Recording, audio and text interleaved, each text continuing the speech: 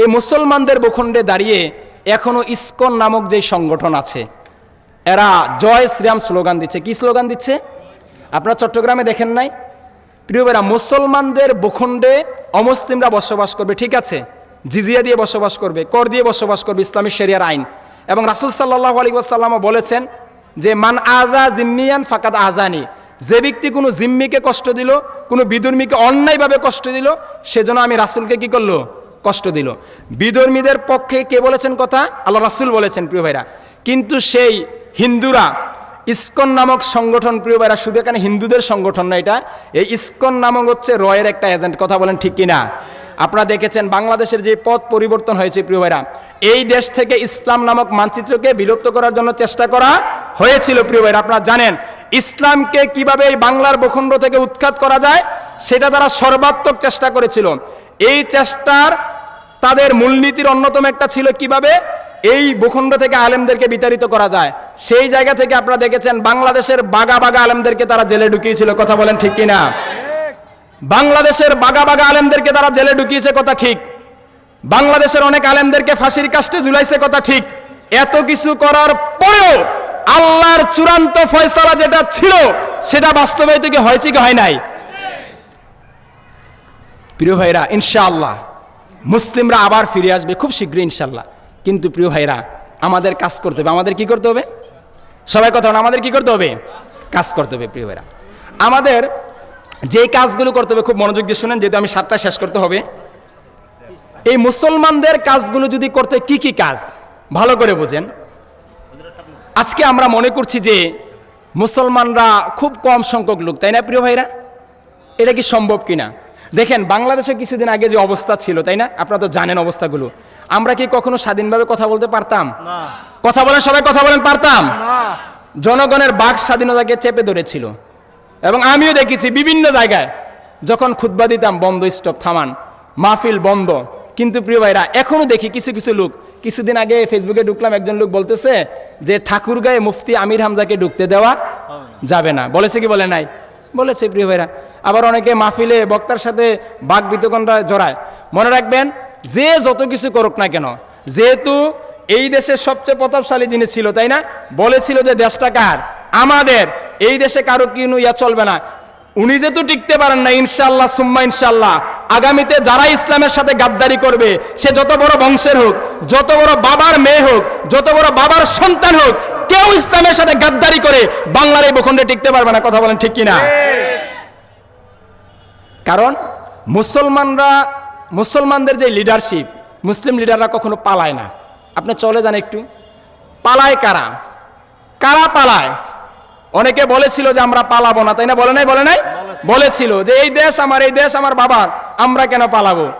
কিন্তু প্রিয় ভাইরা, কথা রেখেছে? কথা রাখে নাই। অথচ প্রিয় ভাইরা, আপনারা জানেন একটা মুরগি তো চিনেন নাকি? মুরগির বাচ্চা থাকে না অনেকগুলো, আকাশ থেকে যখন সিল নামে থাবা দেয়, তখন মুরগির বাচ্চার মা যেটা থাকে সেটা সর্বাত্মক চেষ্টা করে, তাই না, যে বাচ্চাগুলোকে হেফাজত করার জন্য। একটা কুকুরের 6টা থেকে 7টা বাচ্চা থাকে।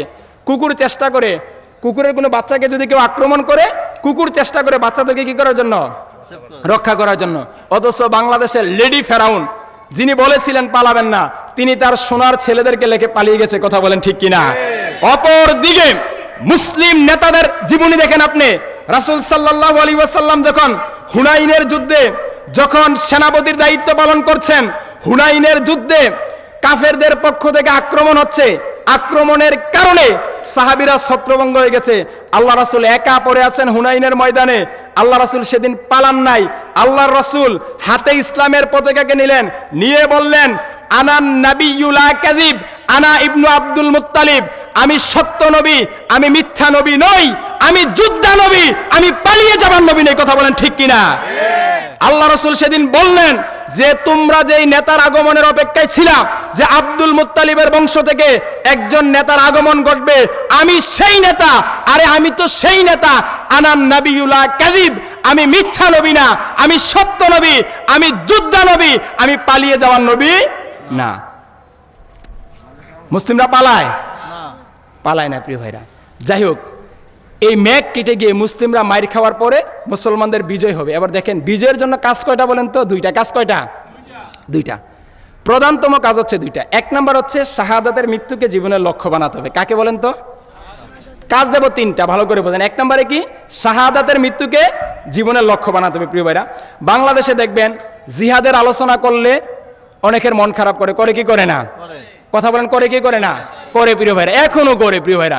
ফজিলতের আলোচনা সবাই শুনতে চায়। বাংলাদেশের সবচেয়ে বেশি নির্যাতিত যে বিষয়টা সেটা হলো জিহাদ নামক বিষয়টা। কথা বলেন ঠিক কিনা? অনেক আলেম ওলামাদের দ্বারা এই বিষয়টা নির্যাতিত। এখন তো বাংলাদেশের সব বক্তারা, বেশিরভাগ বক্তা মডারেট, মেয়েদের মতো সাজুগুজু করে স্টেজে উঠে আসে না? নাই? আছে প্রিয় ভাইরা। ফজিলতের আলোচনা, বিভিন্ন আলোচনা, অথচ রাসূল সাল্লাল্লাহু আলাইহি ওয়াসাল্লাম জিহাদের আলোচনা করেছেন কি করেন নাই? সবাই কথা বলেন, করেছেন কি করেন নাই? করেছেন প্রিয় ভাইরা। এবং আল্লাহ সুবহানাহু ওয়া তাআলা নিজেও জিহাদের আলোচনা করেছেন। তাহলে আমাদের এই মেঘ কেটে সূর্য ওঠার পিছনে প্রথম কাজ হলো আমাদের জিহাদে অংশগ্রহণ করতে হবে। কিসে অংশগ্রহণ করতে হবে? শাহাদাতের তামান্না আমাদের ভিতরে থাকতে হবে প্রিয় ভাইরা। শাহাদাতের তামান্না লাগবে। দেখেন, জিহাদ এটা সন্ত্রাস না। আমাদের সামনে অনেকেই জিহাদকে জঙ্গিবাদ হিসেবে উপস্থাপন করে। জিহাদ কখনো জঙ্গিবাদের সাথে সম্পৃক্ত না, জিহাদ কখনো সন্ত্রাস না, বরং পৃথিবীতে জিহাদ এসেছে সন্ত্রাসকে বন্ধ করার জন্য। কথা বলেন ঠিক কিনা? আল্লাহ সুবহানাহু ওয়া তাআলা পবিত্র কোরআনে বলছেন না, ওয়ামা লাকুম লা তুকাতিলুনা ফি সাবিলিল্লাহ ওয়াল মুস্তাদআফিনা মিনার রিজালি ওয়ান নিসা ওয়াল বুলদান আল্লাযীনা ইয়াকুলুনা রাব্বানা আখরিজনা মিন হাযিহিল ক্বরিয়াতিজ যালিমি আহলুহা ওয়াজআল লানা মিন লাদুনকা ওয়ালিয়্যা ওয়াজআল লানা মিন লাদুনকা নাসীরা। আল্লাহ সুবহানাহু ওয়া তাআলা বলছেন, তোমাদের কি হলো? তোমরা আল্লাহর রাস্তায় সংগ্রাম করছো না, আল্লাহর রাস্তায় লড়াই করছো না, অথচ দুর্বল শিশুরা, দুর্বল নারীরা, দুর্বল পুরুষরা কেঁদে কেঁদে ফরিয়াদ করে বলছে, রব্বানা আখরিজিনা, হে আমাদের রব, আপনি আমাদেরকে জালেম অধ্যুষিত অঞ্চল থেকে বের করে নেন। তাহলে এই আয়াত থেকে বোঝা গেল জিহাদ এসেছে, সংগ্রাম এসেছে, জিহাদ এসেছে পৃথিবীতে সন্ত্রাসবাদকে বন্ধ করার জন্য। কথা বলেন ঠিক কিনা? তাহলে এক নম্বরে আমাদের যেটা করেছিল শাহাদাতের তামান্না আমাদের ভিতরে থাকতে হবে। আল্লাহ সুবহানাহু ওয়া তাআলা নিজেই বলছেন সূরা আনআমের অর্থাৎ ৮ নম্বর সূরার ৬৫ নম্বর আয়াতে আল্লাহ সুবহানাহু ওয়া তাআলা বলছেন, ইয়া আইয়ুহান নবী হাররিদিল মুমিনিনা আলাল কিতাল, হে নবী, আপনি আপনার উম্মতদের সামনে জিহাদের আলোচনা করেন, এদেরকে জিহাদের উৎসাহ দেন। বলুন সুবহানাল্লাহ। আল্লাহ সুবহানাহু ওয়া তাআলা বলছেন তার রাসূলকে, হে রাসূল, আপনি আপনার উম্মতদেরকে জিহাদের প্রতি উৎসাহিত করেন। অথচ বাংলাদেশের একদল মসজিদ কমিটি আছে, বাংলাদেশের একদল ওয়াজ মাহফিলের সভাপতি আছে, বাংলাদেশে একদল হাজী আছে যারা জিহাদের কথা শুনলে মুখ কালো হয়ে যায়। কথা বলেন ঠিক কিনা? এরা কখনো রাসূলের উম্মত হতে পারে না। কথা বলেন ঠিক কিনা? রাসূল সাল্লাল্লাহু আলাইহি সাল্লাম যা নিয়ে আসছে সব আপনাকে মানতে হবে। জিহাদ এটা ইসলামের গুরুত্বপূর্ণ একটা বিধান। প্রিয় ভাই, এই জিহাদের আলোচনা কে করেছেন? আল্লাহ সুবহানাহু ওয়া তাআলা করেছেন, রাসূল করেছেন। রাসূলের ভিতরে জিহাদের তামান্না ছিল প্রিয় ভাইরা, এক নাম্বার। ২ নাম্বার আসেন, এই মেঘ কেটে আমাদের যদি বিজয় আনতে চান, ২ নাম্বার কাজ হলো প্রিয় ভাইরা, আমাদেরকে রাতের বেলা আল্লাহর সামনে দাঁড়াতে হবে। কার সামনে? কার সামনে? সবাই কথা বলেন, কার সামনে? আল্লাহর সামনে। প্রিয় ভাইরা, কখনো শুধু সংখ্যা দিয়ে বিজয় হয় না প্রিয় ভাইরা। আমরা আমাদের পরিচয় আজকে ভুলে গেছি প্রিয় ভাইরা। একটা গল্প শোনাই, আল্লামা মামুনুল হক উনি ওনার আলোচনায় এই গল্পটা বলেছিলেন যে একজন লোক জঙ্গলে গেছে, গিয়ে উনি একটা বাঘের বাচ্চা ধরে আনছে। কার বাচ্চা বলেন তো? বাঘের বাচ্চা ছোট ধরে আনছে। তো ওনার বাসায় ছাগলের পাল আছে একটা, হ্যাঁ। তো বাঘের বাচ্চাকে ধরে এনে এখন খাওয়াবে কি, তাই না? এখন ছাগলের বাচ্চার সাথে ছেড়ে দিছে। ছাগলের বাচ্চা তার মায়ের ওলান থেকে কি খায়? দুধ খায়। তো ছাগলের বাচ্চার সাথে বাঘের বাচ্চা কোথায় থেকে দুধ খাচ্ছে? ছাগল থেকে দুধ খাচ্ছে। দেখেন অবস্থা। তো দিন যায় রাত যায়, দিন যায় রাত যায়, হঠাৎ করে ছাগলের যে বাচ্চাগুলো, এগুলোর মাথায় কি গজাইছে বলেন তো? শিং গজাইছে। ছাগলের বাচ্চার মাথায় শিং হয় কি হয় না? হয়। তো এখন যখন শিং হয়েছে, এখন ছাগলের বাচ্চা শুধু বাঘের বাচ্চার কি করে? শিং দিয়ে গুতায়। কি দিয়ে গুতায়? সবাই কথা বলেন, কি দিয়ে গুতায়? শিং দিয়ে গুতায়। এখন বেচারা বাঘের বাচ্চা তো আর শিং নাই। কথা বলেন ঠিক কিনা? বাঘের বাচ্চার কি কখনো শিং হবে? বাঘের শক্তি সিংহে না, বাঘের শক্তি পেশিতে। কথা বলেন ঠিক কিনা? বাঘের শক্তি সিংহের মাঝে না, বাঘের শক্তি আছে হুঙ্কারের মধ্যে। কথা বলেন ঠিক কিনা? এখন বাঘের বাচ্চার মন খারাপ যে ছাগলের বাচ্চা শুধু আমার গুতায় আর আমি কোনো প্রতিশোধ নিতে পারি না। তো যাই হোক, একদিন মাঠে গেছে রাখাল, ছাগলের পাল নিয়ে মাঠে গেছে, বাঘের বাচ্চার সাথে গেছে। তো হঠাৎ করে একটা বাঘ পিছন থেকে, বড় বাঘ কি করছে? দাওয়া করছে। দাওয়া করার কারণে ছাগলের বাচ্চাগুলো দৌড়ে পালাইছে। তো এরকম দিন যায়, বিভিন্ন সময় বাঘের বাচ্চারা আক্রমণ করে কাকে, ওই বাঘটা আক্রমণ করে বাঘের বাচ্চাটাকে ধরার জন্য বিভিন্ন বাঘেরা। হঠাৎ করে একদিন একটা বাঘ আসছে, বাঘ এসে একদম দাবার দিছে, দৌড়ান দিছে। দৌড়ান দেওয়াতে ছাগলের বাচ্চাগুলো কি করছে, পালাই গেছে। আজকে ওই বড় বাঘটার টার্গেট হলো আমি বাঘের বাচ্চাটাকে ধরবো। কার বাচ্চাকে? এ বাঘের বাচ্চা পালাই কেন? আমিও বাঘ, ও বাঘ, ও পালাবে কেন? পালাইলে পালাবে ছাগলের বাচ্চা, কথা বলেন ঠিক কিনা? ও পালাই কেন? কারণ ওই বাঘের বাচ্চা তো জানে না ও যে বাঘের বাচ্চা, ও মনে করছে কি আমি ছাগলের বাচ্চা, কথা বলেন ঠিক কিনা? তো এবার যাই হোক, বড় বাঘটা ভালো করে বাঘের বাচ্চাটাকে ধরছে। ধরার পরে এবার সুন্দর করে একটা পানির ঘাটলায় নিয়ে আসছে, টলটলে স্বচ্ছ পানি। এবার ওই পানির সামনে নিয়ে এসে এবার বড় বাঘটা বলতেছে বাঘের বাচ্চাটাকে, এই বাঘের বাচ্চা তুই দেখ তুই কে মূলত। এখন যখন পানিতে তার চেহারা দেখছে, দেখে তো অবাক, আমারও তো দেখতে আপনার মতো লাগে। কার মতো লাগে? বাঘের মতো লাগে। আমি তো আপনার মতো, আপনি আমার উস্তাদ। হ্যাঁ, আর এটা প্রমাণ করার জন্য তো তোকে আজকে পানির কাছে নিয়ে আসছি।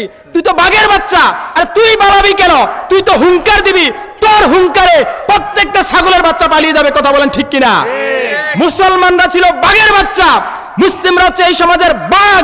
মুসলিমরা হুঙ্কার দিবে, তাগুত গুলো বিড়ালের মতো ছাগলের মতো পালিয়ে যাবে, কথা বলেন ঠিক কিনা? এটা হলো মুসলমানদের পরিচয়। কিন্তু মুসলমানরা আজকে ছাগলের বাচ্চার মতো বড়ই যাচ্ছে, কথা বলেন ঠিক কিনা? প্রিয় ভাইয়েরা, তাইলে আমাদের দিনকে বিজয় করতে হলে আমাদের কাজ হচ্ছে, প্রিয় ভাইয়েরা, যেটা করে সেগুলো কার সাথে সম্পর্ক লাগবে? সাধারণ কার সাথে সম্পর্ক লাগবে? আল্লাহর সাথে। রাত গভীরে একটু আল্লাহর সামনে কি করতে হবে? দাঁড়াতে হবে। প্রিয় ভাইরা, সাহাবীদের এটা বৈশিষ্ট্য ছিল। আপনি দিনের বেলা যতই পরিশ্রম করেন না কেন প্রিয় ভাইরা, রাতের বেলা কার সামনে দাঁড়াতে হবে? আল্লাহর সামনে। প্রিয় ভাইরা দেখেন, রোমানদের সাথে মুসলমানদের যে যুদ্ধ হয়েছে প্রিয় ভাইরা, রোমানরা বারবার মুসলমানদের সাথে লড়াই করে, সংগ্রাম করে, আপনার আমার কথা বুঝতেছেন, সংগ্রাম করে বারবার পরাজয় বরণ করতেছে। তো হঠাৎ করে একদিন রোমের সেনাপতি একটা মজলিস বসাইলো, একটা বৈঠক বসাইলো, রুদ্রতার বৈঠক একটা আয়োজন করলো। আয়োজন করার পর সমস্ত রোমের সেনাপতিরা ওখানে উপস্থিত। এবার সেনাপতি বলতেছে, যিনি প্রধান, উনি বলতেছে, আচ্ছা এই রোমের সেনা সদস্যরা বলো তো, মুসলমানদের সাথে আমরা রোমানরা বারবার লড়াই করতেছি, কেন বারবার পরাজয় বরণ করতেছি, কি তার কারণ, আমরা কেন তাদের সাথে পারি না?